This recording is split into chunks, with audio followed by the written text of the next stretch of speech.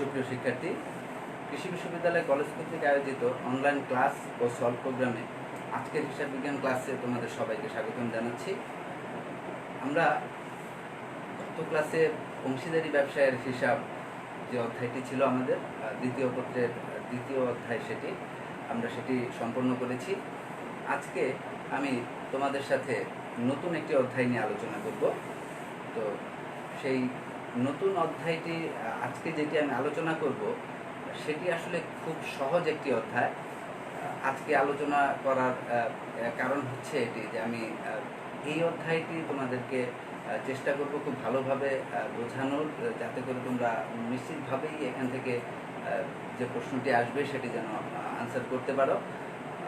এটি খুব সহজ একটি অধ্যায়। এর বিস্তৃতি বা ক্ষেত্র যেটি সেটি আগে যে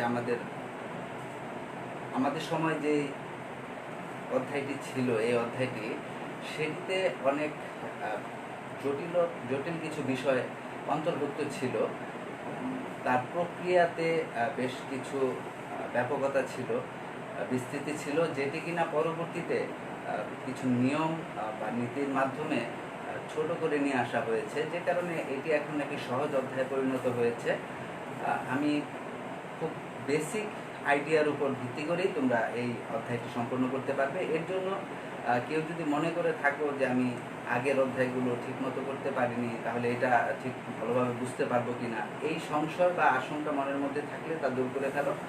কারণ হচ্ছে যে এখানে আমরা যেভাবে অধ্যায়টি আলোচনা করব বা এখানে যে বিষয়গুলো গুরুত্বপূর্ণ এখানে রয়েছে তা তোমরা প্রায় প্রত্যেকেই জানো। একেবারে হিসাব বিজ্ঞানের যে বেসিক বিষয়গুলো, অর্থাৎ জাবেদা, খতিয়ান, এই ধরনের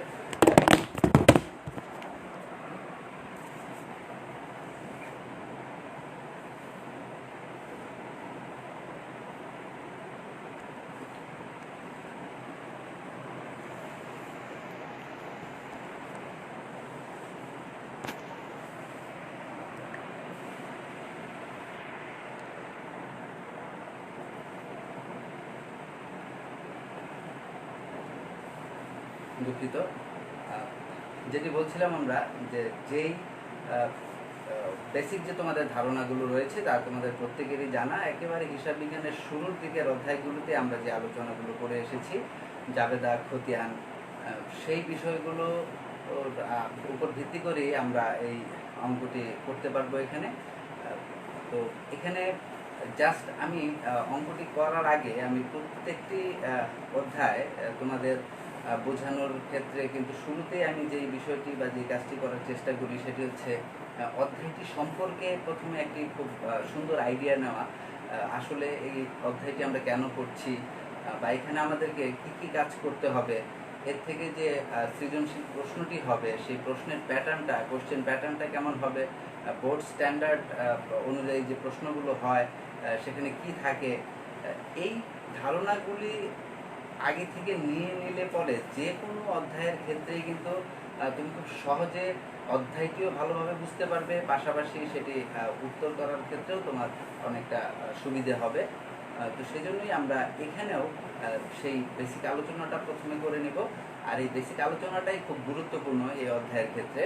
অর্থাৎ এখানে তোমাকে প্রথমেই বুঝে নিতে হবে যে এই যৌথ মূলধনী কোম্পানির মূলধন, আমরা যে অধ্যায়টি আজকে তোমাদের শিরোনামে দিয়েছি, সেই যৌথ মূলধনী কোম্পানির মূলধন গঠনের বা সংগ্রহের যে প্রক্রিয়াটি সেটি আসলে কিভাবে সেটি সম্পন্ন হয়, এই বিষয়টাকে প্র্যাকটিক্যালি যদি আমরা বুঝে নিতে পারি তাহলে কিন্তু আমাদের পক্ষে এই কাজটি করা অনেক সহজ হবে।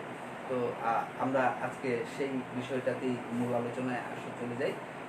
আমাদের আজকের যে অধ্যায়টি সেটি হিসাব বিজ্ঞান দ্বিতীয় পত্রের যে চতুর্থ অধ্যায়, যৌথ মূলধনী কোম্পানির মূলধন, সেই চতুর্থ অধ্যায় আজকে আমরা আলোচনা করব। এখানে তোমরা দেখতে পাচ্ছ যে আমার বোর্ডে বিষয়ের শিরোনামে এটি দেয়া আছে।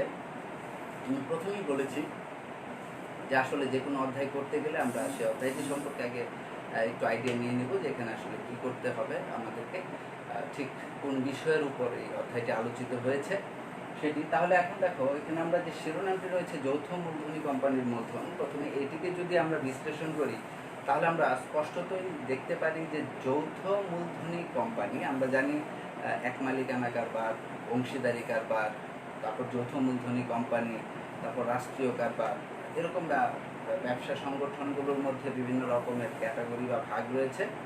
তো আমরা হিসাব বিজ্ঞান প্রথম পত্রের মধ্যে যে অঙ্কগুলো বা যে অধ্যায়গুলো আমরা করেছি তার সবই কিন্তু ছিল এক মালিকানা কারবার সংক্রান্ত। তুমি লক্ষ্য করলেই দেখবে যে সেখানে জনাব জসিমের, জনাব কাশেমের, জনাব রহিমের, জনাব করিমের, এভাবে কিন্তু ইন্ডিভিজুয়াল একজন ব্যক্তির নামে সেই অঙ্কগুলো হয়। তো তাতেই বোঝা যায় যে সেটি হচ্ছে প্রত্যেকটি এক মালিকানা কারবার। আর দ্বিতীয় পত্র আমাদের যেটি হিসাব বিজ্ঞান, সেখানে কিন্তু আমরা অংশীদারি, অব্যবসায়ী এবং এই যৌথ মূলধনী কোম্পানির যে প্রতিষ্ঠানগুলো রয়েছে সেইগুলো সম্পর্কে আমরা এখানে শিখি বা জানতে পারি। তো এই যৌথ মূলধনী কোম্পানি, এক মালিকানা কারবার, এই দুটোর মধ্যে যে মূল বেসিক যে পার্থক্যটি সেটি হচ্ছে এক মালিকানা কারবারে একজন মাত্র মালিক থাকে, অংশীদারি কারবারে দুইয়ের অধিক, 2 থেকে সর্বোচ্চ 20 জন পর্যন্ত থাকে, ব্যাংকিং ব্যবসার ক্ষেত্রে 10 জন, এবং যৌথ মূলধনী কোম্পানি যেটি, সেটি হচ্ছে তোমার যে এটার যে সদস্য সংখ্যা বা এটার যে মালিকের সংখ্যা সেটি শেয়ারের সংখ্যা দ্বারা সীমাবদ্ধ থাকে। তাহলে আকৃতি বা গঠনের ক্ষেত্রে সবচেয়ে বড় যে সংগঠনটি সেটি হচ্ছে যৌথ মূলধনী কোম্পানি। আমরা সেই বিষয়টি অধ্যায়টি নিয়ে আজকে আলোচনা করব। তো এখানে মূলত একজন যেহেতু মাত্র মালিক থাকে না, সর্বনিম্ন 7 জন মালিক থাকবে, সেখানে তার বাকি সংখ্যাটা থাকবে শেয়ারের সংখ্যা দ্বারা সীমাবদ্ধ। অর্থাৎ শেয়ার বিক্রি করে এই সংগঠনের বা এই প্রতিষ্ঠানের মূলধন সংগৃহীত হবে। তাহলে এখানে মূলধন তহবিল গঠনের যে ব্যাপারটি সেটি আসবে শেয়ার বিক্রির মাধ্যমে। তাহলে দেখো এই আলোচনার শুরুতেই যেই শব্দটি সবার সামনে চলে এলো সেটি হচ্ছে শেয়ার এবং মূলধন। আমরা এখানে মূলত অধ্যায়টির নামই হচ্ছে যৌথ মূলধনী কোম্পানির মূলধন। তাহলে এখানে মূলধন হচ্ছে একটি কিওয়ার্ডস এই অধ্যায়ের জন্য, মূলধন একটি কিওয়ার্ডস। তারপর এখানে তোমার শেয়ার যে শব্দটি আমরা একটু আগে উচ্চারণ করলাম, সেই শেয়ার শব্দটি হচ্ছে তোমার একটি মূল শব্দ। এখানে কিওয়ার্ডস যেটিকে বলি আমরা, যে একটি অধ্যায়ের মধ্যে যে কিছু মূল শব্দ থাকে সেই শব্দগুলোর একটি হচ্ছে শেয়ার।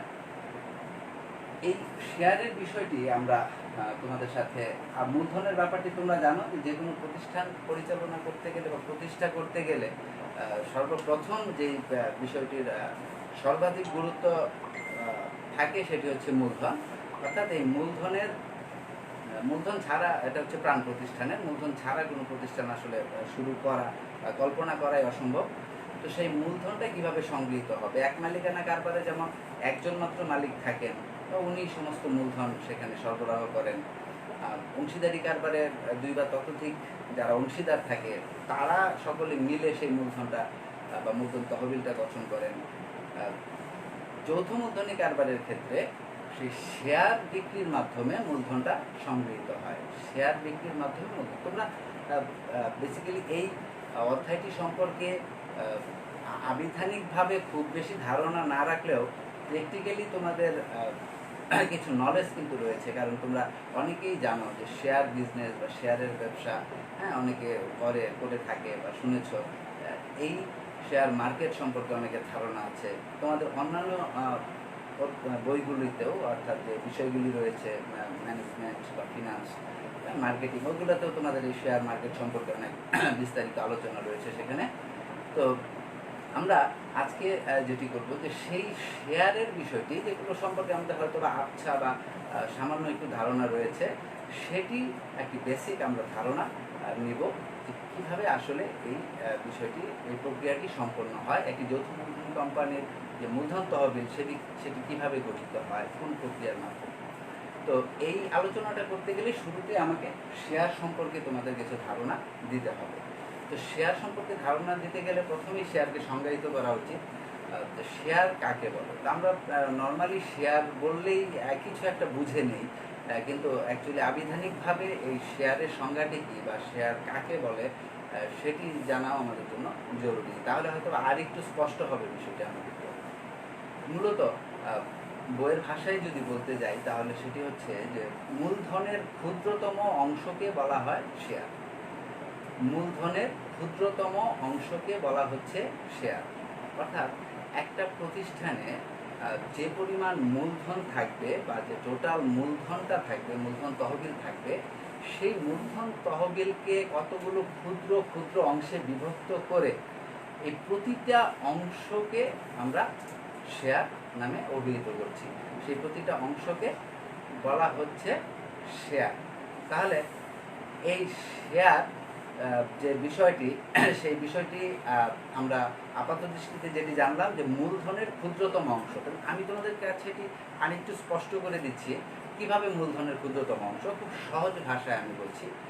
ধরে নাও একটি প্রতিষ্ঠানের মোট মূলধন হচ্ছে মোট মূলধন হচ্ছে ১,০০০ টাকা। একটি প্রতিষ্ঠানের মোট মূলধনের পরিমাণ হচ্ছে ১,০০০ টাকা। এখন এটা যদি এক মালিকানা কারবার হয় তাহলে এখানে ১,০০০ টাকা মালিক একাই দিয়ে দিবে। যদি অংশীদারি কারবার হয় তাহলে যদি ৫ জন অংশীদার থাকে তাহলে ৫ জন অংশীদার মিলে ১,০০০ টাকা দিবে। তাহলে প্রত্যেকের ভাগে কত করে পড়লো? ২০০ টাকা করে পড়লো। আবার এটি যদি যৌথ মূলধনী কোম্পানি হয় তাহলে এই ১,০০০ টাকা কালেক্ট বা সংগ্রহ করা হয়েছে কিভাবে? শেয়ার বিক্রির মাধ্যমে। তাহলে যতগুলো শেয়ার বিক্রি করা হয়েছে এবং সেই শেয়ারের যে সংখ্যাটি, সেই শেয়ারের সংখ্যাটি দ্বারা যদি আমরা এই মূলধনটাকে ভাগ করি তাহলেও আমরা প্রতিটি শেয়ারের মূল্য পেয়ে যাব। অর্থাৎ এখানে দেখো ১,০০০ টাকা মোট, আমি বললাম ১,০০০ টাকা হচ্ছে মূলধন। এখন আমি ধরে নিচ্ছি যে এখানে 10টি শেয়ার বিক্রি করা হয়েছিল। কতগুলো শেয়ার বিক্রি করা হয়েছে?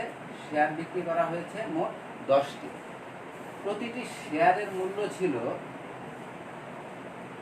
প্রতিটি শেয়ারের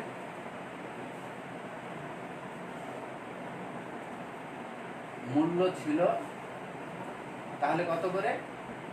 ১০০ টাকা করে। তাহলে এই যে ১০০ × ১০, তুমি এখন খুব প্র্যাকটিক্যালি চিন্তা করে দেখো, আমি একটি প্রতিষ্ঠান যৌথ মূলধনী কোম্পানি শুরু করতে যাচ্ছি। আমি একটা ধারণা করে দেখলাম যে এখানে আমার মোট মূলধন প্রয়োজন হবে ১,০০০ টাকা। তাহলে আমার মোট মূলধন যদি ১,০০০ টাকা প্রয়োজন হয় তখন আমি চিন্তা করলাম যে আমি কতগুলো শেয়ার বিক্রি করব এবং আমার শেয়ারের মূল্যটা কত হবে সেটা আমি কত নির্ধারণ করব। তখন আমি এই ১,০০০ টাকা মোট 10টি শেয়ার বিক্রির মাধ্যমে আদায় করার কথা চিন্তা করলাম বা ভাবলাম। তাহলে প্রতিটি শেয়ারের মূল্য আমি স্থির করলাম ১০০ টাকা করে। এবার খুব সিম্পলি তুমি চিন্তা করে দেখো যে আমি যদি 10 জনের কাছ থেকে ১০০ টাকা করে নেই তাহলে আমার মোট কত টাকা হচ্ছে? ১,০০০ টাকা হচ্ছে। তাহলে 10 জনের কাছ থেকে ১০০ টাকা করে নিলে আমার যে মোট ১,০০০ টাকা হলো, আমার তাহলে এখানে মূলধনের পরিমাণ কত দাঁড়ালো? ১,০০০ টাকা। এখানে মূলধনের পরিমাণ ১,০০০, আর এই মূলধনের ক্ষুদ্রতম অংশটি কত? মূলধনের ক্ষুদ্রতম অংশ মানে হচ্ছে যে মূলধনটিকে আমি কতগুলো ভাগে ভাগ করেছি? 10টি ভাগে ভাগ করেছি। অর্থাৎ 10 জনের কাছ থেকে আমি মূলধনটা সংগ্রহ করব। তাহলে 10টি ভাগে ভাগ করলে পরে প্রতিটি ভাগে কত করে পড়লো? ১০০ টাকা করে পড়লো। তাহলে এই যে মূলধন হচ্ছে ১,০০০ আর এই মূলধন হচ্ছে এখানে ১,০০০ আর এর ক্ষুদ্রতম অংশটি হচ্ছে ১০০ টাকা। আশা করি তোমরা এই কথাটি বুঝতে পেরেছ। তাহলে এই যে মূলধন, এই মূলধনের ক্ষুদ্রতম অংশকে বলা হচ্ছে শেয়ার। অর্থাৎ আমরা কিন্তু এই ১০০ টাকা মূল্যের 10টি শেয়ার বিক্রির মাধ্যমেই আমাদের যে মোট ১,০০০ টাকা মূলধন সেটি আমরা সংগ্রহ করেছি। তাহলে এখানে মূলধন হচ্ছে ১,০০০ আর এর ক্ষুদ্রতম অংশ যেটি ১০০ টাকা সেটি হচ্ছে আমাদের এক একটি শেয়ার। তাহলে যৌথ মূলধনী কোম্পানির ক্ষেত্রে সেখানে ১০০টি শেয়ার না, ১,০০০টি শেয়ার বিক্রি করা হতে পারে, ২,০০০, ৫,০০০, অনেক, মানে এটা শেয়ারের সংখ্যা দ্বারা সীমাবদ্ধ, আনলিমিটেড। তাহলে সেই বিষয়টিকে আমরা ক্ষুদ্রাকারে তোমাদের কাছে উপস্থাপন করলাম, জাস্ট বোঝার জন্য যে কিভাবে এই যৌথ মূলধনী কোম্পানির মূলধনটা সংগৃহীত হবে, এবং শেয়ার বলতে আমরা কি বুঝছি আসলে, যে শেয়ার তারা আমরা শেয়ারের মাধ্যমে যে আমরা টাকা সংগ্রহ করবো বা মূলধন সংগ্রহ করবো, সেটি বোঝার জন্য আমি তোমাদেরকে এভাবে লিখে দেখালাম। আশা করি এইটুকু বিষয় তোমরা বুঝতে পেরেছ। আমি এটা মুছে দিচ্ছি।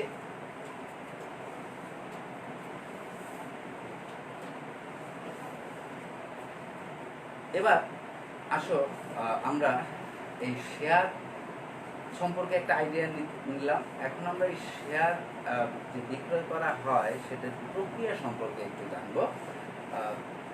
তারপরে আমি আসছি যে আমাদের এই অধ্যায়ের অঙ্কে আসলে কি কি কাজ করতে হবে, বা বোর্ড কোশ্চেন যে প্যাটার্নটি, সেই প্যাটার্ন নিয়ে আমি আগে একটু কথা বলে নিব, তারপর আমি বিস্তারিত আলোচনা করব।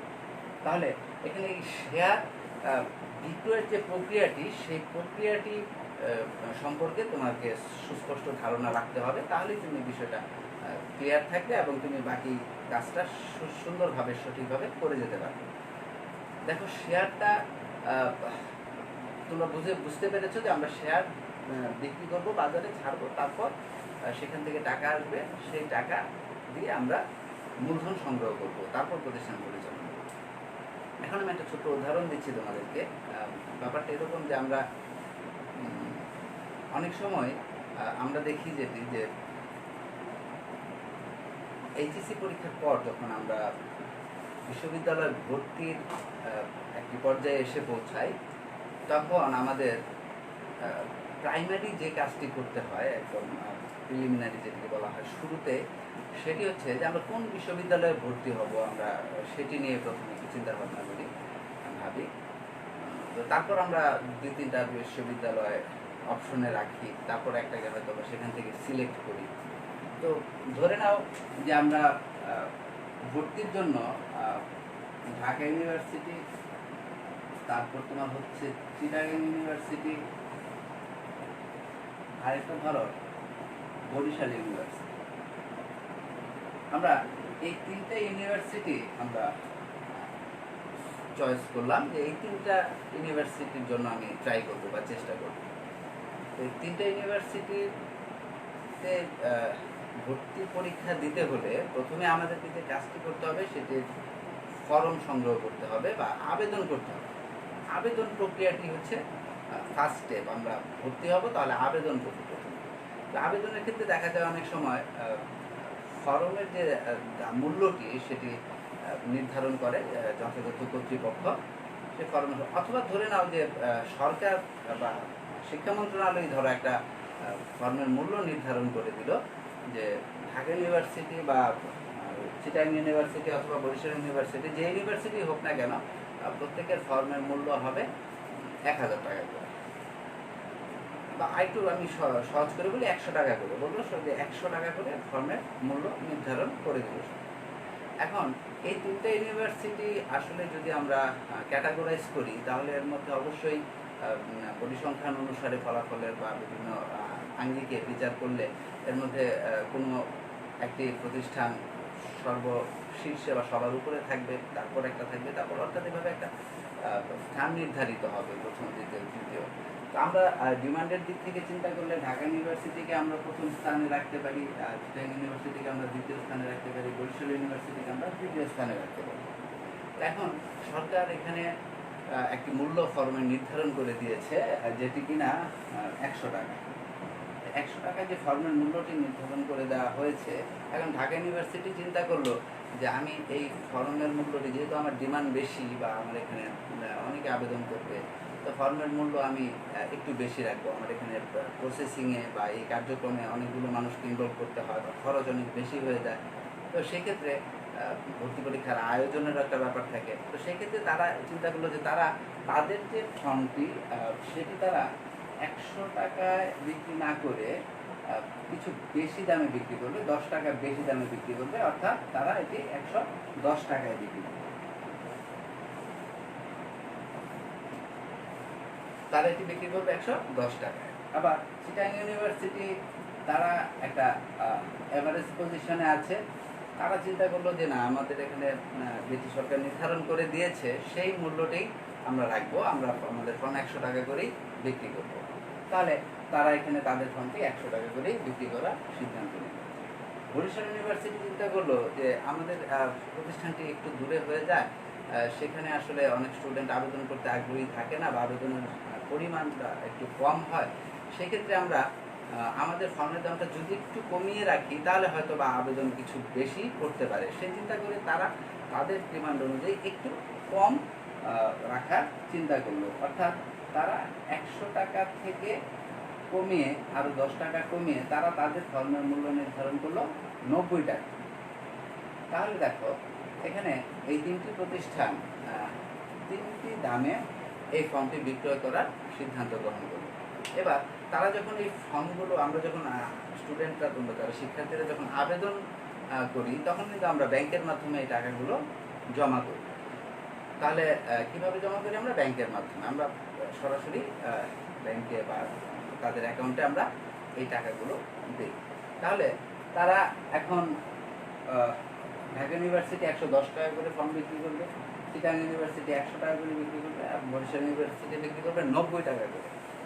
এবার এই শিক্ষার্থীরা যখন আবেদন করবে, তখন প্রত্যেক শিক্ষার্থী কিন্তু তাদের একটি নির্দিষ্ট অ্যাকাউন্টে টাকাগুলো জমা করবে, প্রত্যেকে আবেদন করবে। তাহলে ধরে নিলাম যে ঢাকা ইউনিভার্সিটি যেটি, সেটিতে আবেদন জমা পড়লো 1000, আবেদন জমা পড়লো সেটিতে 1000। চিটাগাং ইউনিভার্সিটি যেটি, সেটিতে আবেদন জমা পড়লো তোমার 600, এবং বরিশাল ইউনিভার্সিটি যেটি, সেটিতে আবেদন জমা পড়লো 300। তাহলে তারা প্রত্যেকেই কিন্তু এই যে আবেদন জমা পড়লো বা জমা পড়ছে, তারা প্রত্যেকেই এই 110 টাকা করে এই 1000 জনের কাছ থেকে পাবে। 110 টাকা করে প্রত্যেকের কাছ থেকেই এই 1000 জনের কাছ থেকে কিন্তু টাকা পাবে সরাসরি তাদের অ্যাকাউন্টে। আবার এরা 100 টাকা করে পাবে 600 জনের কাছ থেকে, এরা 90 টাকা করে পাবে 300 জনের কাছ থেকে। তাহলে এখানে এই 1000 জনের কাছ থেকে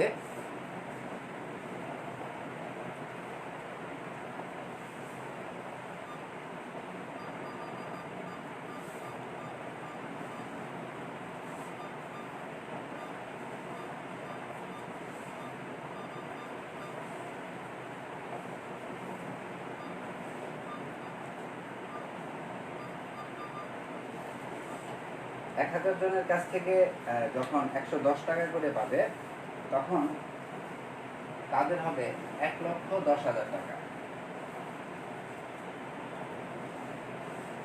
এরা 600 জনের কাছ থেকে পাবে 100 টাকা করে। তাহলে আমরা জানি যে 100 × 600 করলে হবে 60,000 টাকা।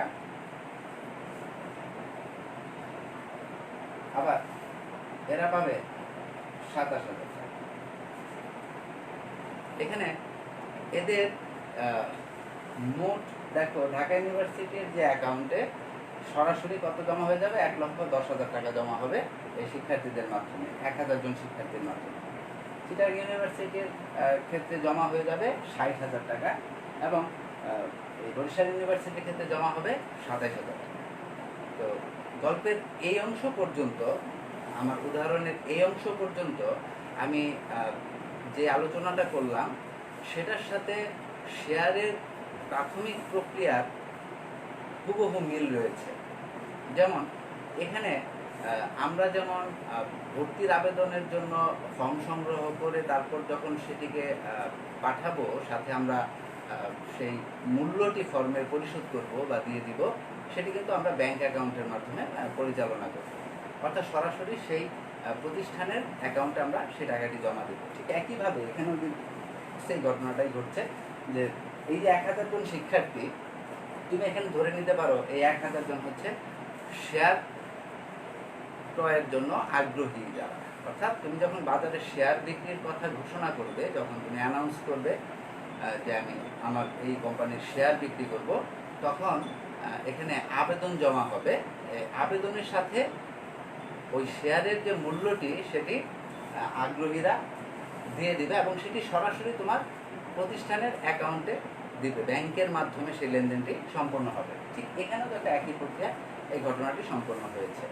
এখানে একটি প্রতিষ্ঠান না দেখে আমি 3টি প্রতিষ্ঠান দেখালাম এই জন্য যে যৌথ মূলধনী কোম্পানির মূলধন বা এই শেয়ারের মধ্যে আরেকটা গুরুত্বপূর্ণ যে বিষয় রয়েছে সেটি হচ্ছে শেয়ারের মূল্য নিয়ে। তোমরা একটু লক্ষ্য করলে দেখবে যে এখানে ঢাকা ইউনিভার্সিটির শেয়ারের মূল্যটি আমি দেখিয়েছি 110, আবার চিটাং ইউনিভার্সিটির মূল্যটি আমি দেখিয়েছি 100, আবার বরিশাল ইউনিভার্সিটির যেটি সেটা আমি দেখিয়েছি 90। আবার আরেকটি আলোচনা আমি বলেছি যে সরকার নির্ধারিত যে ফর্মের মূল্য সেটি কিন্তু কত ছিল, 100 টাকা।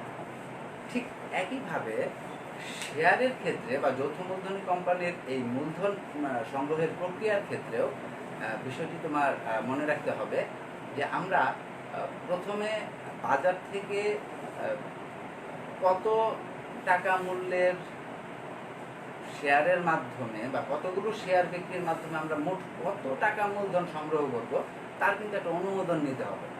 অর্থাৎ আমার ইচ্ছা হলো আমি মার্কেটে এসে নামলাম আর আমি ইচ্ছা মতো প্রসপেক্টাস বিলি করে আমি ওই শেয়ার বিক্রি করা শুরু করে দিলাম, এটি কিন্তু এখানে হবে না। এর জন্য তোমাকে অনেকগুলো প্রক্রিয়া সম্পন্ন করে আসতে হবে, যথাযথ কর্তৃপক্ষের কাছ থেকে সেই অনুমোদন তোমাকে নিয়ে আসতে হবে, মূল্য নির্ধারণ করে দিতে হবে যে আমার শেয়ারের মূল্য এত টাকা এবং এতগুলো শেয়ার আমি মার্কেটে ছেড়ে বা বিক্রয় করে আমি এত টাকা মূলধন সংগ্রহ করতে চাই। এখানে কর্তৃপক্ষ তোমাকে যেই অনুমোদনটি দিবে যে যদি বলে তুমি 100 টাকা মূল্যের 1000 শেয়ার বাজারে বিক্রি করতে পারবে, তাহলে যে টাকা আসবে সেটি হবে তোমার মূলধন। তখন কিন্তু এই অনুমোদন পাওয়ার পর তুমি এর চাইতে বেশি শেয়ার বাজারে ছাড়তে পারবে না বা এর চাইতে বেশি টাকা কিন্তু মূলধন হিসাবে তুমি সংগ্রহ করতে পারবে না।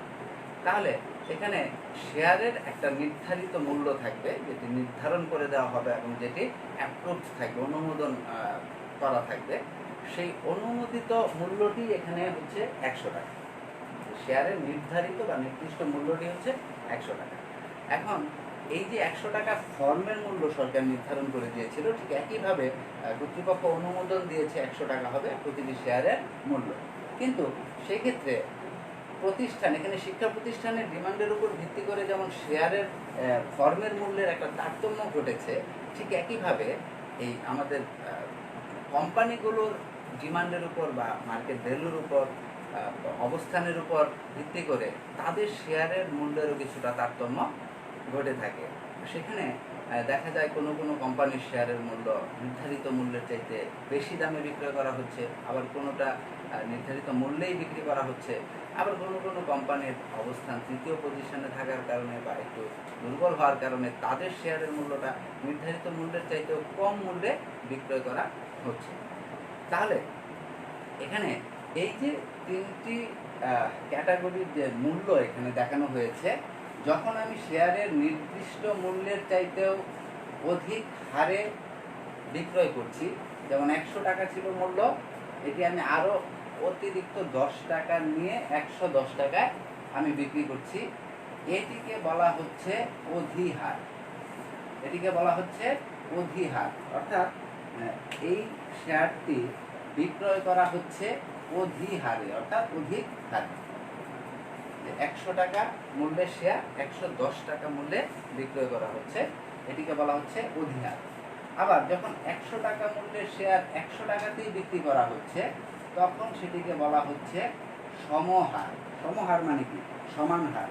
অর্থাৎ যেটি নির্ধারণ করা হয়েছিল সেই মূল্যেই বিক্রয় করা হচ্ছে। আবার যখন 100 টাকা মূল্যের শেয়ার 90 টাকায় বিক্রয় করা হচ্ছে, তখন সেটাকে বলা হচ্ছে অবহার। অবহার মানে কম দামে, অর্থাৎ ওই যেটি নির্ধারিত মূল্য তার চাইতেও কম মূল্যে এখানে আমরা শেয়ারটি বিক্রয় করছি। তাহলে এই যে 3টা বিষয়, অর্থাৎ অধিহার, সমহার এবং অবহার, এটা এই অঙ্কের ক্ষেত্রে একটা মোস্ট ইম্পর্টেন্ট টপিকস। এই জন্য আমি এই বিষয়টি বোঝানোর জন্য তোমাদেরকে জিনিসটা এইভাবে দেখালাম।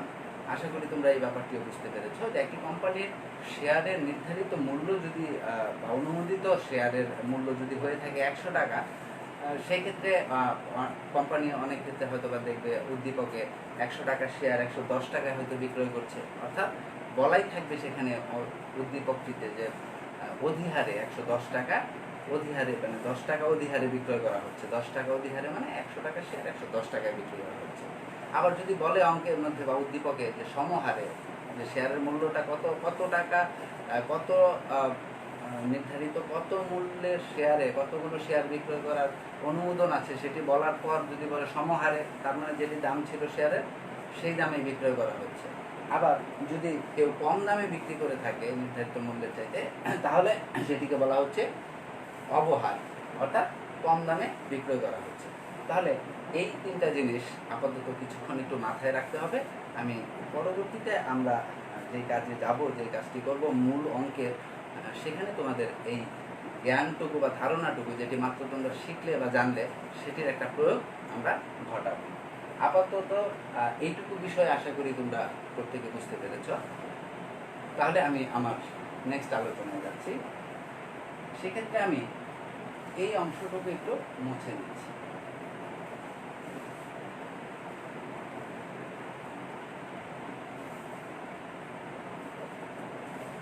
দেখো,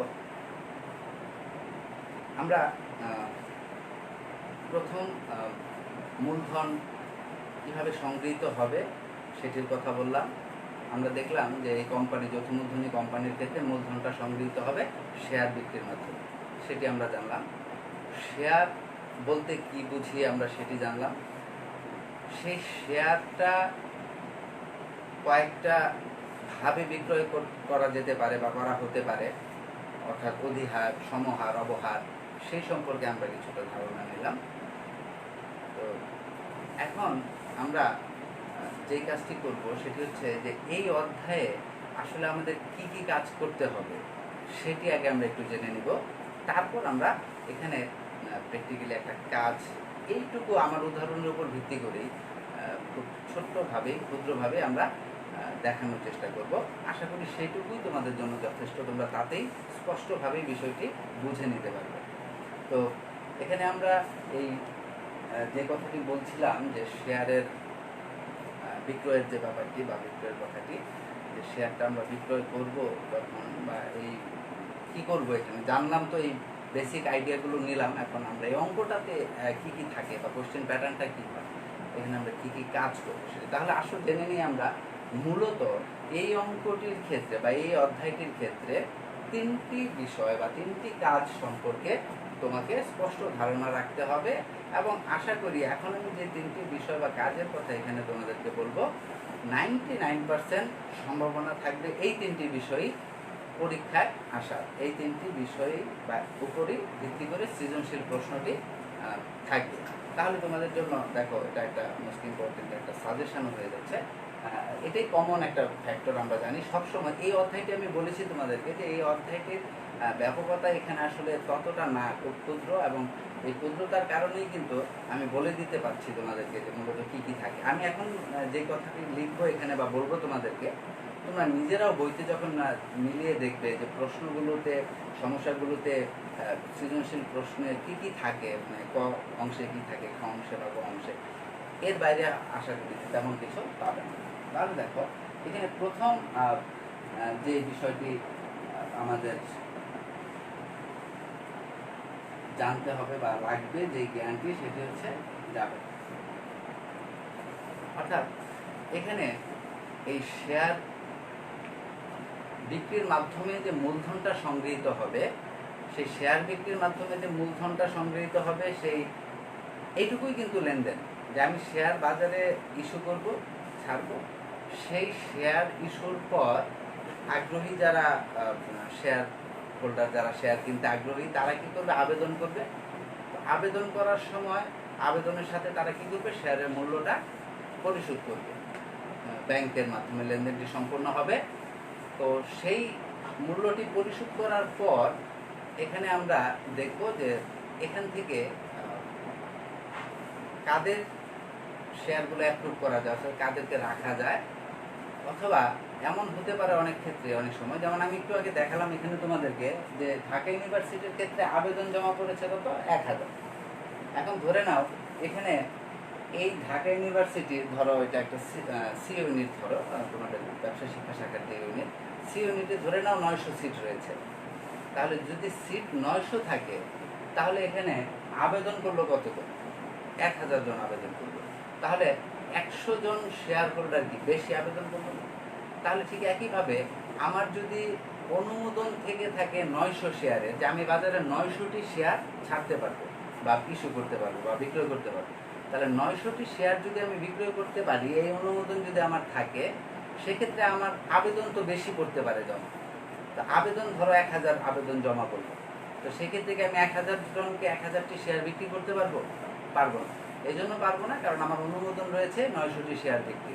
তাহলে সেক্ষেত্রে ওই যে 100 জন শেয়ার হোল্ডার যে অতিরিক্ত আবেদন করলো, আমাকে কি করতে হবে, যে 900 জনকে রেখে, সিলেক্ট করে 900 জনকে রেখে সেই 100 জনের টাকাটা ফেরত দিয়ে দিতে হবে। কথাটা ক্লিয়ার? আশা করি বুঝতে পেরেছো তোমরা, যে আমাকে অনুমোদন দেওয়া হয়েছে, কর্তৃপক্ষ আমাকে অনুমোদন দিয়েছে যে আমি বাজারে সর্বোচ্চ 900টি শেয়ার বিক্রি করতে পারবো। তাহলে তাদের অনুমোদনের বাইরে গিয়ে কি আমি শেয়ার বিক্রি করতে পারবো, মূলধন সংগ্রহ করতে পারবো? পারবো না। তাহলে তাদের ও দেওয়া অনুমোদন 900টি শেয়ারের প্রসপেক্টাস যখন আমি ইস্যু করবো বা বিলি করবো, আমি যখন বাজারে প্রচার দিব যে আমি 900টি শেয়ার বিক্রি করবো এত টাকা মূল্যের, তখন আবেদন তো 1000 জন করতে পারে। তো 1000 জন যখন আবেদন করবে, আমি তো সবাইকে শেয়ার বিক্রি করতে পারবো না বা শেয়ার হোল্ডার বানাতে পারবো না, কারণ আমার সেখানে একটা রেস্ট্রিকশন রয়েছে 900 জন। তাহলে সেই 900 জনকে রেখে বাকি 100 জনের টাকাটা কি করতে হবে, ফেরত দিতে হবে। যেহেতু তাদেরকে আমরা শেয়ার হোল্ডার হিসেবে নিতে পারছি না, তাহলে তাদের যে টাকা, আবেদনের সময় তারা যে টাকাটি জমা দিয়েছে শেয়ারে, সেই টাকাটি আমরা তাদেরকে ফেরত দিয়ে দিই। ফেরত দিয়ে যেই 900 জনের টাকা রয়েছে, সেটিকে আমরা কি করব, মূলধন হিসেবে রেখে দেবো। অর্থাৎ সেই টাকাটা দিয়ে আমরা আমাদের এই প্রতিষ্ঠানের মূলধনটা গঠন করবো, তহবিলটা গঠন করবো। তাহলে এখানে বলো, এই যে মাত্র যে আলোচনাটি আমি করলাম, এখানে কি খুব বড় বা বেশি একটা লেনদেন রয়েছে না? সিম্পলি জাস্ট দুই একটা ইস্যু, দুই একটা লেনদেন এখানে রয়েছে। এখানে কিন্তু জাস্ট 2-3টা লেনদেনই রয়েছে। এইটুকুর উপর ভিত্তি করেই এই অঙ্কটি শেষ হয়ে যাচ্ছে। অর্থাৎ একটা উদ্দীপকে এই মাত্র যে আমি আলোচনাটি করলাম, এইটুকু আলোচনায় ধরো থাকবে, 90% ক্ষেত্রে তাই রয়েছে। তাহলে এইটুকু আলোচনা যদি থাকে, তাহলে এই আলোচনার উপর ভিত্তি করেই তো আমরা কাজ করব। উদ্দীপকে যা কিছু বলা আছে তার বাইরে কল্পনা করে, ধারণা করে তো আর আমরা কিছু করব না। তাহলে আমি দেখতে পাচ্ছি স্পষ্টই এখানে খুব সীমিত, খুব সামান্য কয়েকটা লেনদেন রয়েছে। তাহলে আমাকে যদি এই লেনদেনগুলোর জাবেদা করতে বলে, তাহলে আমি কি করবো, সেই জাবেদাটি করে দেবো। সেখানে জাস্ট 2 থেকে 3টি জাবেদা আসবে। এই 2-3টি জাবেদা দিয়ে কিন্তু জাবেদার কাজ শেষ হয়ে যাবে। এবং প্রতিটি অঙ্কে যে জাবেদা তোমাকে দিতে হবে, তা কিন্তু একেবারেই সেম, একই রকম কার্যক্রম, একই নীতিমালা, একই প্রক্রিয়া। তাহলে একই কাজ কিন্তু তুমি বারবার করবে। তাহলে সেক্ষেত্রে তুমি যদি জাস্ট 4 থেকে 5টি অঙ্ক বাসায় বসে করে ফেলো, তাহলেই দেখবে যে পুরো বিষয়টি কিন্তু তোমার আয়ত্তে চলে আসবে। তাহলে আমরা এখানে প্রথমেই যে কাজটির কথা বললাম, যে যেই নলেজটি, যে জ্ঞানটি এখানে আমার লাগবে শুরুতেই, সেটি হচ্ছে জাবেদা। খুব বেসিক একটা বিষয়, আমরা জানি জাবেদা আমরা মোটামুটি সবাই পারি। তাহলে এই জাবেদা একটা গুরুত্বপূর্ণ বিষয়, এবং সৃজনশীল প্রশ্নে অবশ্যই এই অংশটি থাকবে জাবেদা, যে জাবেদা করো বা জাবেদা দাখিলা দেখা। দ্বিতীয়ত যে বিষয়টি এখানে থাকে এই অধ্যায়ের ক্ষেত্রে খুব গুরুত্বপূর্ণ, এটিও তুমি দেখবে যে বইতে প্রায় সব অঙ্কের মধ্যেই এই কাজটি তোমাকে করতে হবে। সেটি হচ্ছে তোমাকে একটি ব্যাংক হিসাব প্রস্তুত করতে হবে। একটি ব্যাংক হিসাব প্রস্তুত করতে হবে। তাহলে ব্যাংক হিসাব প্রস্তুত করতে হবে, এই কথাটির মানে কি? মানে ব্যাংকের কোনো অঙ্ক করতে হবে এখানে, ব্যাংক বিবরণী এরকম কিন্তু কিছু না, ব্যাংক হিসাব। প্রথমেই খেয়াল করো যে আমরা যখনই হিসাব শব্দটা বলি, হিসাব শব্দটার ইংরেজি হচ্ছে অ্যাকাউন্ট। অর্থাৎ যখনই তোমাকে বলা হবে নগদান হিসাব প্রস্তুত করো, হোয়াট ডাজ ইট মিন? কি করতে বলা হচ্ছে আমাকে?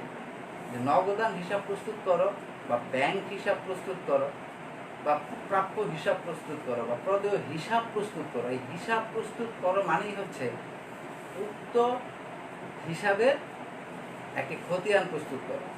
যখনই বলবে ব্যাংক হিসাব প্রস্তুত করো, তার মানে ব্যাংকের একটি খতিয়ান প্রস্তুত করতে হবে। যখনই বলবে নগদান হিসাব প্রস্তুত করো, নগদানের একটি খতিয়ান প্রস্তুত করতে হবে। প্রাপ্য হিসাব প্রস্তুত করো, তার মানে প্রাপ্য হিসাবের একটি হিসাব মানে খতিয়ান প্রস্তুত করতে হবে। তাহলে এখানেও এই ব্যাংক হিসাব বলতে যেটি বোঝানো হচ্ছে সেটি হচ্ছে এই ব্যাংকের একটি খতিয়ান করতে হবে। অর্থাৎ দেখো, জাবেদায় আমি বলেছি তোমাদেরকে যদি 2 থেকে 3টি লেনদেন থাকে তাহলে সেখানে জাবেদা কয়টি হবে? 2 থেকে 3টি জাবেদা হবে। আর সেই 2 থেকে 3টি জাবেদার মধ্যে ব্যাংকের যে লেনদেনটি, সেই ব্যাংকের লেনদেনটি হয়তো বা 2 থেকে 3 বারই থাকবে সর্বোচ্চ। তাহলে তোমার যে খতিয়ানটি প্রস্তুত করতে হবে এখানে, সেখানে তুমি কতগুলো উপাদান পাচ্ছ, মানে কতগুলো হিসাব পাচ্ছ ব্যাংকের? সর্বোচ্চ 2 থেকে 3টি।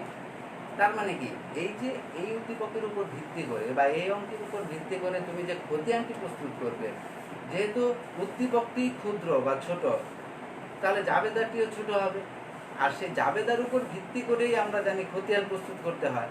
তাহলে জাবেদাতে যতটুকু তথ্য থাকবে তার উপর ভিত্তি করে খতিয়ান প্রস্তুত করবো, তাহলে খতিয়ানটিও কি হবে আমাদের এখানে? ছোটই হবে। তাহলে আমরা এখানে যে ব্যাংক হিসাব প্রস্তুত করবো বা ব্যাংকের যে খতিয়ান প্রস্তুত বিবরণী, আর্থিক অবস্থার বিবরণী। এই আর্থিক অবস্থার বিবরণী যে বিষয়টি আমি মাত্র এখানে লিখলাম, এটা আমরা জানি হিসাব বিজ্ঞানে আমরা প্রথম পত্রে একটি আর্থিক বিবরণী প্রস্তুত করি, দ্বিতীয় পত্রে আমাদের একটি আর্থিক বিবরণী রয়েছে। স্বভাবতই সেটির আওতা বা ক্ষেত্র একটু ছোটই থাকবে, সীমিত থাকবে। আবার এখানে দ্বিতীয় পত্রে যে আর্থিক অবস্থার বিবরণীর কথা বলা হয় সেটি হচ্ছে যৌথ মূলধনী কোম্পানির আর্থিক বিবরণী। তাহলে এদের যেহেতু অ্যাক্টিভিটিস বেশি থাকে, তাহলে এদের ফাংশনাল কারণে এদের কি হয়, আর্থিক অবস্থার আর্থিক বিবরণীটাও একটু বড় হয়। তবে মূল যে নিয়ম, যে নীতি, সেটি কিন্তু সেম, একই। অর্থাৎ দেখো, আমরা আর্থিক বিবরণী কেন প্রস্তুত করি? আমরা আর্থিক বিবরণী প্রস্তুত করি হচ্ছে আর্থিক একটা বছর শেষে, অর্থাৎ একটা অর্থ বছর বা হিসাব কাল শেষে প্রত্যেকটি প্রতিষ্ঠান তার ব্যবসায়ের আর্থিক ফলাফল এবং আর্থিক অবস্থা সম্পর্কে জানতে চায়। এবং এই জানতে চাইতেই হবে, চাওয়াটাই হচ্ছে তোমার গুরুত্বপূর্ণ। কারণ হচ্ছে তার ব্যবসায় প্রতিষ্ঠানে লাভ হচ্ছে না লোকসান হচ্ছে, সম্পদ এবং দায়ের পরিমাণ কী রয়েছে, সেটি যদি একটা নির্দিষ্ট সময় পর পর সে না জানতে পারে, তাহলে সে সেই প্রতিষ্ঠানটি ঠিকঠাক মতো পরিচালনা করতে পারবে না। তাহলে একটা হিসাবকাল শেষে বা একটা আর্থিক বছর শেষে, প্রতিটি হিসাবকাল শেষেই আমরা যেটি করে থাকি যে একটি আর্থিক বিবরণী প্রস্তুত করে থাকি। সে আর্থিক বিবরণীতে মূলত 2টি পার্ট হয়, একটা হচ্ছে বিশদ আয় বিবরণী, আর একটা হচ্ছে আর্থিক অবস্থার বিবরণী। তো দেখো, আমরা বলেছি একটু আগেই যে আর্থিক বিবরণী আমরা কেন প্রস্তুত করি। এক হচ্ছে প্রতিষ্ঠানের আর্থিক ফলাফল নির্ণয় করা। এই আর্থিক ফলাফল বলতেই বুঝবে যে নিট লাভ হয়েছে না নিট ক্ষতি হয়েছে, অর্থাৎ নিট লাভ বা নিট ক্ষতি নির্ণয় করা হয় এই আর্থিক বিবরণীর মাধ্যমে, বছর শেষে জানা হয়। তাহলে আয় বিবরণী, যেটি আমি বললাম বিশদ আয় বিবরণী, সেই আয় বিবরণীটি প্রস্তুত করি আমরা এই আর্থিক ফলাফল জানতে, অর্থাৎ নিট লাভ হলো না নিট ক্ষতি হলো, সেটি আমরা জানতে পারি বিশদ আয় বিবরণী থেকে। আর আরেকটি অংশের কথা আমি যেটি বললাম যে আর্থিক অবস্থার বিবরণী, সেটি হচ্ছে প্রতিষ্ঠানের আর্থিক অবস্থা জানতে চাওয়া। আর্থিক অবস্থা মানেই হলো সম্পদ এবং দায়ের পরিমাণ জানতে চাওয়া। তার মানে প্রতিষ্ঠানে সম্পদ এবং দায়ের পরিমাণ কিরূপ সেটি নির্ণয় করা হবে আর্থিক অবস্থার বিবরণীর মাধ্যমে। তাহলে আমরা জানি যে একটা আর্থিক বিবরণী প্রস্তুত করতে গেলে উদ্দীপক হিসাবে দেওয়া থাকে একটি রেওয়ামিল, কিছু সমন্বয়। সেই রেওয়ামিলে মূলত কি থাকে?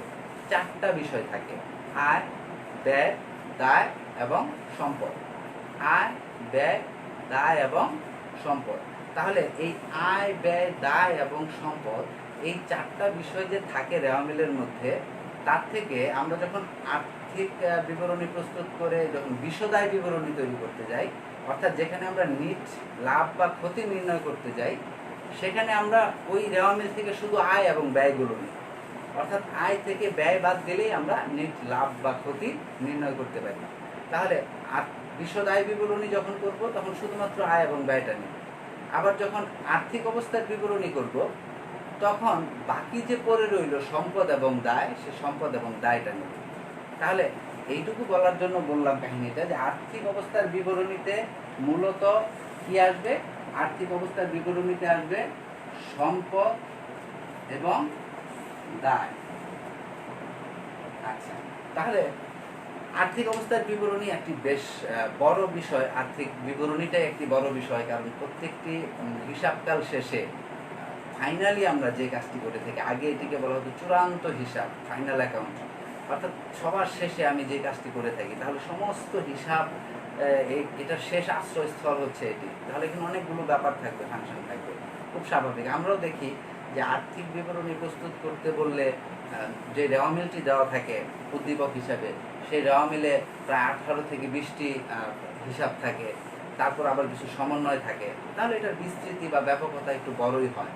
কিন্তু এখানে আমাকে যখন এই যৌথ মূলধনী কোম্পানির মূলধনের অঙ্কে আর্থিক বিবরণী প্রস্তুত করতে বলবে, তখন তো আর এখানে আলাদা কোনো রেওয়া মিল থাকবে না। তখন আমি এখানে যে আর্থিক বিবরণীটি প্রস্তুত করব, অর্থাৎ আমি যে সম্পদ এবং দায়টা এখানে দেখাবো, আমার উদ্দীপকের আলোকে যতটুকু সম্পদ এবং দায় রয়েছে ততটুকুই তো দেখাবো। তাহলে এবার তুমি বলো, উদ্দীপকটি যদি ছোট হয়, তাহলে আমি তোমাকে বললাম যে উদ্দীপকে যদি 3টি লেনদেন থাকে, তাহলে কয়টি জাবেদা হবে? 3টি জাবেদা হবে। উদ্দীপকে যদি 3টি লেনদেন থাকে, তাহলে 3টি জাবেদা হবে। জাবেদার উপর ভিত্তি করেই খতিয়ান প্রস্তুত করা হয়। তাহলে আমার কাছে যদি একটি খতিয়ান চায়, তাহলে সেই উদ্দীপকের আলোকেই বা সেই জাবেদার আলোকেই খতিয়ানটি হবে। তাহলে সেই খতিয়ানেও কয়টি আইটেম আসবে? সেই 2 থেকে 3টি আইটেম আসবে সর্বোচ্চ। আবার আমাকে যদি আর্থিক বিবরণী বা আর্থিক অবস্থার বিবরণী প্রস্তুত করতে বলে, অর্থাৎ সম্পদ এবং দায় দেখাতে বলে, তাহলে আমি কি বাইরে থেকে ধার করে কোনো সম্পদ দায় নিয়ে আসবো? আমি কি কল্পনা করে কোনো কিছু বসাবো এখানে? না, অবশ্যই কি সেই উদ্দীপকের আলোকে, সেই জাবেদা এবং খতিয়ানের আলোকে এখানে যতটুকু সম্পদ বা দায় আছে, তাহলে বলো এখানে কতগুলো সম্পদ বা দায় থাকতে পারে? সেই সর্বোচ্চ 2 থেকে 3টি। তাহলে সেই 2-3টি দায় বা সম্পদ আমরা নিয়েই যে আর্থিক অবস্থার বিবরণী প্রস্তুত করবো, সেটি হচ্ছে এখানে আর্থিক অবস্থার বিবরণী। অর্থাৎ আমি এই, তোমরা যেন ভয় না পাও বা শঙ্কিত না হও, এই জন্য কথাগুলো এভাবে বললাম, বা ইন ডিটেলস আগে আমি একটু বলে নিলাম যে নর্মালি আর্থিক অবস্থার বিবরণী শুনেই অনেকে ভয় পেয়ে যেতে পারো, যে তাহলে তো এখানে একটা বেশ বড় কাজ করতে হবে। কিন্তু বড় কাজ করার জন্য তো বড় মাঠও লাগবে। তাহলে সেই মাঠ তো আসলে বড় নাই। আমরা যেটা জানি যে এখানে যে উদ্দীপকটি থাকে সেটা খুবই ক্ষুদ্র বা সীমিত। তাহলে সেটুকুর উপর ভিত্তি করে জাস্ট 2 থেকে 3টি আইটেম এখানে আসবে। তাহলে এই আর্থিক বিবরণীটা জাস্ট একটা ফরম্যাট আমরা তৈরি করবো যে সম্পদ এবং দায় লেখার জন্য। সেখানে 2টা সম্পদ থাকতে পারে, 2টা দায় থাকতে পারে, সর্বোচ্চ 3টা থাকতে পারে। সেইটুকু লিখলে আমাদের কাজ শেষ হয়ে যাবে। তাহলে দেখো, এখানে আমি যে কথাটি তোমাদেরকে বললাম সেটি হলো যে আমাদেরকে মূলত এই অঙ্কের দেওয়া হয়েছে, তাহলে সেই ব্যাংক হিসাব আমরা প্রস্তুত করবো। কাজ হচ্ছে আর্থিক অবস্থার বিবরণী। এই 3টি কাজ আমরা এখানে করব। তাহলে এই 3টি কাজ করার জন্য আমাদের একটা মেন্টাল প্রিপারেশন রাখতে হবে, প্রস্তুতি রাখতে হবে। আমরা এই অধ্যায়টি ক্লাসে যখন আলোচনা করব তখন এই অধ্যায়টি পুরোপুরি আমাদের শেষ হয়ে যাবে। আমরা আজকে আমি এখান থেকে শুধুমাত্র জাবেদার যে অংশটা, এই জাবেদার অংশটা নিয়ে একটু আলোচনা করে দিচ্ছি, জাস্ট আমার এই উদাহরণের যে কথাটি সেটির প্রেক্ষিতে। বাকিটা আমরা নেক্সট ক্লাসে আলোচনা করব একটা সুন্দর উদ্দীপকের আলোকে, অর্থাৎ যেটি কিনা আমাদের একেবারে ফাইনাল বোর্ড পরীক্ষার জন্য অ্যাপ্রোপ্রিয়েট হবে। তাহলে আমরা আসো এখানে জাবেদা সম্পর্কে একটু, যে কীভাবে এখানে আমরা জাবেদাকে দেখাবো বা প্রস্তুত করবো সেটি সম্পর্কে একটু জেনে। দেখো, আমি তোমাদেরকে যেটি বলেছিলাম যে একটা কোম্পানি 100 টাকা মূল্যের শেয়ার ধরো বিক্রি করবে। তো 100 টাকা মূল্যের শেয়ার যদি সে বিক্রি করে, সে 100 টাকা মূল্যের শেয়ার যদি 110 টাকায় বিক্রি করে, তাহলে কি হবে? অধিহারে হবে। যদি 100 টাকার শেয়ার 100 টাকায় বিক্রি করে তাহলে সমহার হবে। যদি 90 টাকায় বিক্রি করে তাহলে অবহার হবে। এই 3টি যে ক্যাটাগরি, সেটি আমি তোমাদেরকে এই জন্য বলেছি কারণ এই তিনটার জন্য আমাদের যে জাবেদা, সে জাবেদায় সামান্য কিছুটা তারতম্য হবে। তবে বেসিক্যালি দেখো কিছু কমন বিষয় আমরা আলোচনা করছি, আমরা একটা আলোচনা করলেই বাকিটা আমরা বুঝে যাব। তবে আমি তোমাদেরকে এই জিনিসটাই আমি তিনটা ক্যাটাগরিতেই দেখাচ্ছি, একটু লক্ষ্য করো। দেখো এটা ঢাকা ইউনিভার্সিটি ক্ষেত্রে ধরো একটা প্রতিষ্ঠান দিয়ে আমি তিনটা উদাহরণ দিচ্ছি তোমাদেরকে। প্রথম অবস্থা যেটি কন্ডিশন আমরা দেখাই যে 100 টাকা মূল্যের শেয়ার ধরে নাও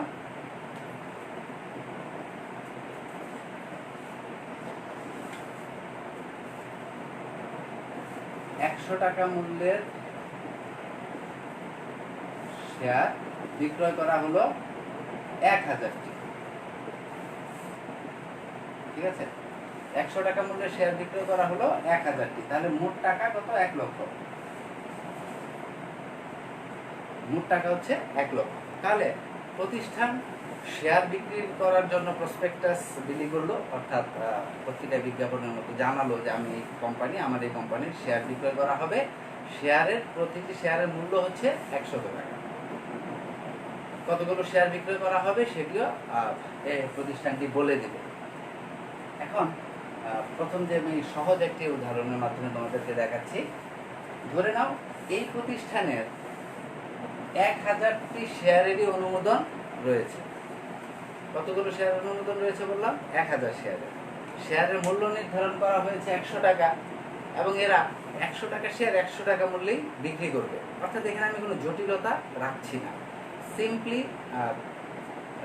যা হয় যেটি নর্মাল ব্যাপার সেই নর্মাল অবস্থায় রেখে আমি তোমাদেরকে দেখাচ্ছি। তাহলে 100 টাকা মূল্যের শেয়ার 100 টাকাতেই বিক্রি করছে। 1000টি শেয়ার বিক্রয় করার তাদের অনুমোদন রয়েছে, তারা 1000টি শেয়ারের আবেদনই পেয়েছে এবং এই 1000টি শেয়ারের আবেদন যখন পেয়েছে তখন আবেদনের সাথেই প্রত্যেকজন আগ্রহী ব্যক্তি কিন্তু শেয়ারের মূল্যটা পরিশোধ করে দিয়েছে এবং সেটি কিভাবে? ব্যাংকের মাধ্যমে। অর্থাৎ সম্পূর্ণ টাকাগুলো এসে জমা হয়েছে প্রতিষ্ঠানের ব্যাংক হিসাবে। এইটুকু কথা বুঝতে পেরেছ? তাহলে দেখো এখানে আমি যদি তোমাদেরকে বলি যে এখানে তো একটি লেনদেন সংঘটিত হয়েছে, তো কি লেনদেনটি সংঘটিত হয়েছে? এই ঘটনাটি বিশ্লেষণ করলেই তো আমরা লেনদেনটি সহজে বুঝতে পারবো যে ওই প্রতিষ্ঠানের ব্যাংক অ্যাকাউন্টে টাকা জমা হয়েছে। কত টাকা জমা হয়েছে? মোট 1 লক্ষ টাকা জমা হয়েছে। তাহলে এই 1 লক্ষ টাকা আমি যখন আমার প্রতিষ্ঠানের হিসাব করছি, আমার পয়েন্ট অফ ভিউটা কিন্তু থাকবে যে আমি অ্যাজ এ অ্যাকাউন্টেন্ট, আমি একজন হিসাব রক্ষক হিসাবে সেটিকে ট্রিট করব। আমার হিসাব রক্ষকের পয়েন্ট অফ ভিউ থেকে আমি দেখব বিষয়টা যে এখানে যে লেনদেনটি সংগঠিত হয়েছে সেটি আমার প্রতিষ্ঠানে কিরূপ প্রভাব ফেলেছে। তাহলে আমি দেখছি যে এখানে এটি আমার প্রতিষ্ঠানে যে প্রভাবটি ফেলেছে সেটি হলো যে আমার ব্যাংক হিসাবে টাকা জমা হয়েছে। কত টাকা জমা হয়েছে? 1000। তার আমার প্রতিষ্ঠানের ব্যাংকে যদি টাকা জমা হয় বা ব্যাংকের টাকা যদি বৃদ্ধি পায়, আমরা জানি ব্যাংক হিসাব এটি একটি সম্পত্তিবাচক হিসাব বা সম্পদ হিসাব। তাহলে এই ব্যাংকে টাকা জমা হলে সম্পদ বৃদ্ধি পেয়েছে প্রতিষ্ঠানের, তাহলে এই ক্ষেত্রে এটির একটি জাবেদা হবে। জাবেদাটি কি? জাবেদাটি হবে ব্যাংক হিসাব ডেবিট। কত টাকা জমা হয়েছে? আমরা এখানে ব্র্যাকেটে 100 ইন্টু 1000 এভাবে দেখিয়ে দিব 1 লক্ষ টাকা। অর্থাৎ এখানে কিভাবে টাকাটা আসছে 1 লক্ষ টাকা? 100 টাকা করে 1000 জনের কাছ থেকে এসেছে। তাহলে বোঝা যাবে যে কতগুলো শেয়ার আবেদন এসেছে, প্রতিটি শেয়ারের মূল্য কত। এইভাবে আমি 1 লক্ষ টাকা পেয়েছি, তাহলে ব্যাংকের টাকা বেড়েছে। এবার যখনই তোমার নগদ টাকা বৃদ্ধি পাবে বা হ্রাস পাবে, অথবা ব্যাংকের টাকা বৃদ্ধি পাবে বা হ্রাস পাবে, সেখানে অবশ্যই ব্যাংক বা নগদান্ত একটা পক্ষ হবেই। আরেকটা পক্ষ কি হবে? অর্থাৎ আমি যেটি বলতে চাচ্ছি যে ব্যাংকের টাকা বৃদ্ধি পাবে অথবা হ্রাস পাবে, এই তো দুটি কাজ। ব্যাংকের টাকা যদি বৃদ্ধি পায় অবশ্যই একটা রিজন লাগবে, ব্যাংকের টাকা যদি হ্রাস পায় তার জন্য তো একটি রিজন লাগবে। তাহলে সেই রিজনটি হচ্ছে আরেকটি পক্ষ। তাহলে ব্যাংকের টাকা যখন বাড়বে বা বৃদ্ধি পাবে তখন নিঃসন্দেহে ব্যাংক একটি পক্ষ, এবং যেহেতু বৃদ্ধি পেয়েছে ওই জন্য আমি ব্যাংক হিসাব ডেবিট করেছি। এবার আমি প্রশ্ন করব এই টাকাটি কোত্থেকে আসলো বা কিভাবে বৃদ্ধি পেলো, ব্যাংকের টাকাটা কিভাবে বৃদ্ধি পেলো, এই টাকার উৎসটা কি, কোত্থেকে এসেছে, কোথা থেকে এসেছে। তখন আমি দেখব যে এটি এসেছে কি শেয়ার আবেদনের মাধ্যমে, তাই তো? এটি এসেছে শেয়ার আবেদনের মাধ্যমে। তখন আমি লিখব এটি আরেকটি পক্ষ, যে শেয়ার আবেদন হিসাব ক্রেডিট 1 লক্ষ টাকা। কথাটি বুঝতে পেরেছ? যে এখানে যেই টাকাটি এসেছে সেটিকে আমরা লিখলাম ব্যাংক হিসাব ডেবিট নামে। কিভাবে এসেছে টাকাটি, কোত্থেকে এসেছে? শেয়ার আবেদন যে করেছে সেই শেয়ার আবেদনের মাধ্যমে এসেছে, এই জন্য আমি লিখলাম শেয়ার আবেদন হিসাব ক্রেডিট।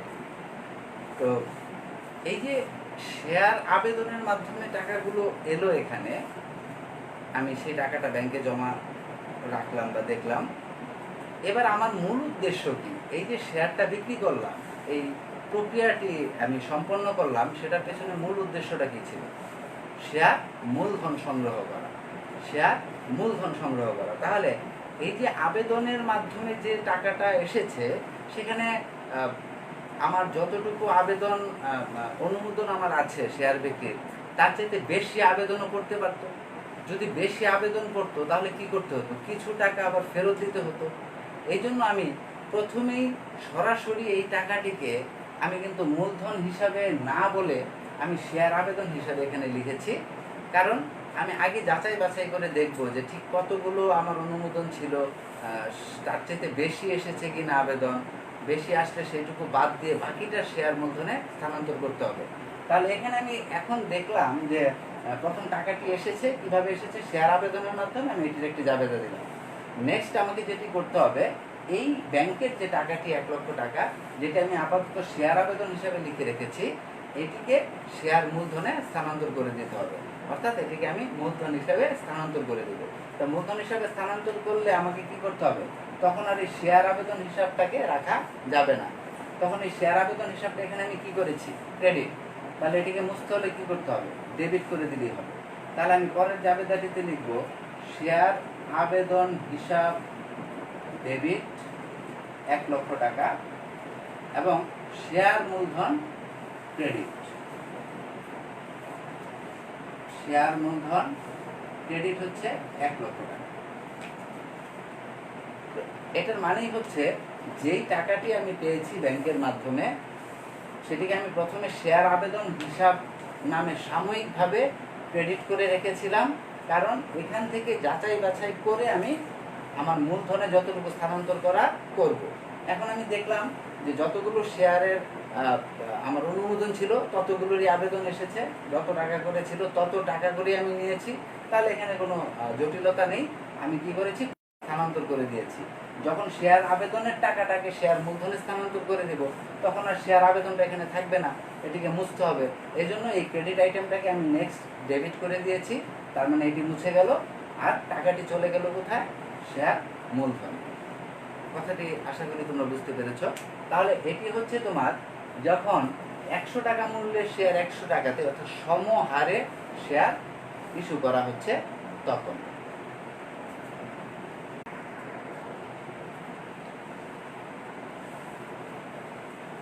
দুঃখিত, ওয়্যারলেসের পোল কানেকশনের কারণে একটু ডিসকানেক্ট হয়ে গিয়েছিল। তো আমি যেটি বলছিলাম যে ধরে নাও আমাদের অনুমোদিত শেয়ারের সংখ্যা ছিল 900। তাহলে আমাদের অনুমোদিত শেয়ারের সংখ্যা ছিল 900, কিন্তু আবেদন এসেছে কতগুলো? 1000। এই প্রেক্ষাপটে আসলে কি হবে? দেখো, খুব সহজ, সিম্পলি চিন্তা করলেই হবে। আমি যেটি তোমাকে এখন দেখাবো, তুমি মনোযোগ দিয়ে দেখলেই ক্লিয়ার বুঝতে পারবে এখানে।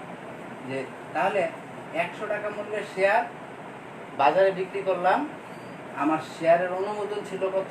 900টি। অর্থাৎ আমি সর্বোচ্চ 900টি শেয়ার বিক্রি করে, 100 টাকা করে যদি 900টি শেয়ার বিক্রি করি তাহলে কত হবে? 90,000। তার মানে আমার সর্বোচ্চ মূলধন সংগ্রহের ক্ষমতা আছে 90,000। কিন্তু দেখা গেল কি, আবেদন জমা পড়ে গেল একটু বেশি। কতগুলো? 1000। আচ্ছা, এখন তুমি প্রথমে বলো, ঠিক আগের অংশটার মতোই ব্যাংকে আসলে কত টাকা জমা হয়েছে? ব্যাংকে কিন্তু 1 লক্ষ টাকাই জমা হয়েছে, কারণ 1000 শেয়ার বিক্রি করা হয়েছে 100 টাকা মূল্যে। তাহলে ব্যাংকে মোট আগের মতোই 1 লক্ষ টাকা জমা হয়েছে। তাহলে ঠিক আগের মতোই আমি এখানে প্রথম জাবেদাটি দিব, ব্যাংক হিসাব ডেবিট এই ব্যাংক হিসাব ডেবিট লিখে আমি লিখবো 100 ইন্টু 1000। এটি কিন্তু ইম্পর্টেন্ট একটা ব্যাপার, মনে রাখবে, এই 1 লক্ষ টাকা। তাহলে আগের মতোই এই টাকাটি এসেছে কিসের মাধ্যমে?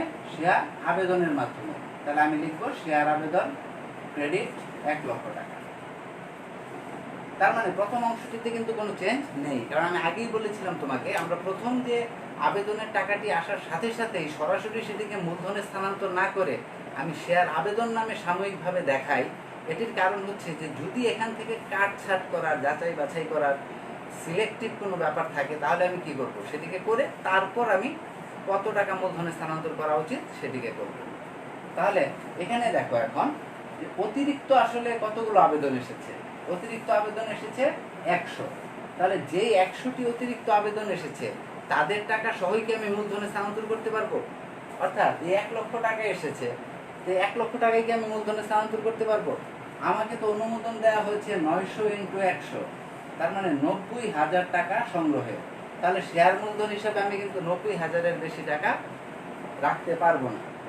তাহলে এখন এই যে আমি একটু বেশি টাকা পেয়েছি, সেই বেশি টাকা কতজনের কাছ থেকে পেয়েছি? 100 জনের কাছ থেকে। তাদের টাকাটা আমাকে কি করতে হবে? ফেরত দিতে হবে। তাহলে 1 লাখ টাকার মধ্যে থেকে এখানে আমি মূলধনে নিতে পারবো কত টাকা? 90,000 টাকা। আচ্ছা, আর বাকি যে 10,000 টাকা সেটি কি করতে হবে? 100 জনের কাছ থেকে 100 টাকা করে নিলে কত হয়? 10,000। সেটি কি করতে হবে? ফেরত দিতে হবে। তাহলে এখানে তুমি দেখো, আমি আগের অঙ্কে যে কথাটি বললাম যে প্রথমে আমরা ব্যাংকের জাবেদাটি দিয়েই দ্বিতীয় অংশে যখন মূলধনে স্থানান্তর করব, কোন টাকাটিকে? এই শেয়ার আবেদনের টাকাটিকে না? তাহলে শেয়ার আবেদনটা কিন্তু পুরোটাই মুছে দিতে হবে, কারণ এটি একটি সাময়িক হিসাব।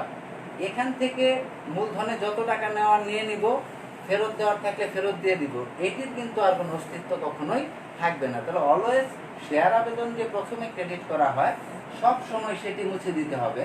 তাহলে দ্বিতীয় অংশে আমি আবারও লিখব শেয়ার আবেদন ডেবিট 1 লক্ষ টাকা। তাহলে শেয়ার আবেদন ডেবিট করে দিলাম 1 লক্ষ টাকা, মানে কি এটি মুছে গেল। এখন এটিকে আমি কিভাবে ডিসবার্স করছি, কিভাবে আমি এটিকে সমন্বয় করছি? দেখো, এখান থেকে মূলধন হিসেবে যাবে কতগুলি শেয়ার? 900। তাহলে আমি লিখব শেয়ার মূলধন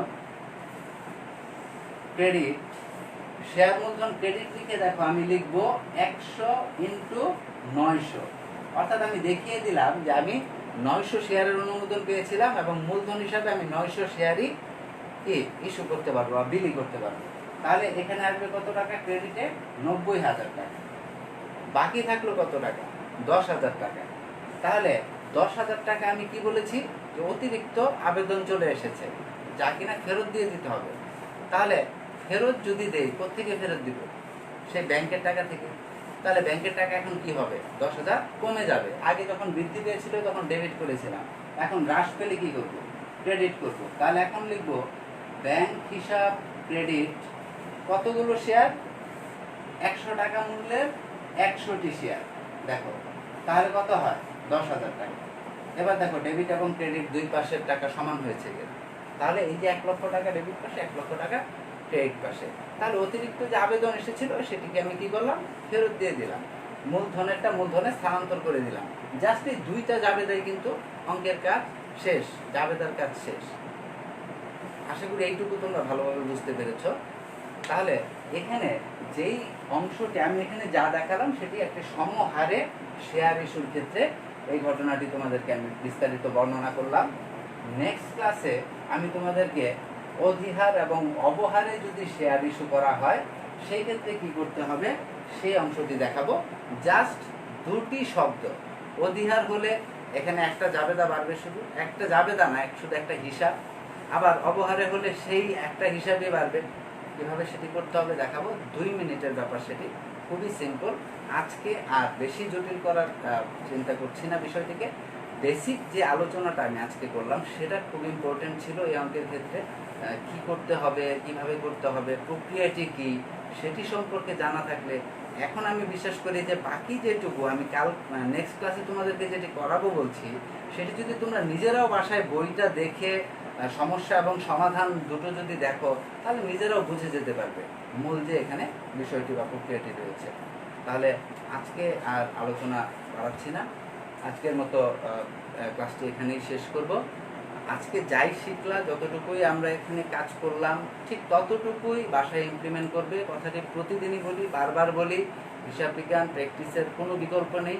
তুমি যত প্র্যাকটিস করবে তত তোমার কাছে সহজ মনে হবে, আয়ত্তে আসবে বিষয়টি, এবং এখান থেকে তুমি পারফেক্টলি এবং অ্যাকুরেটলি একটা কাজ করে ফুল মার্কস পেতে পারো।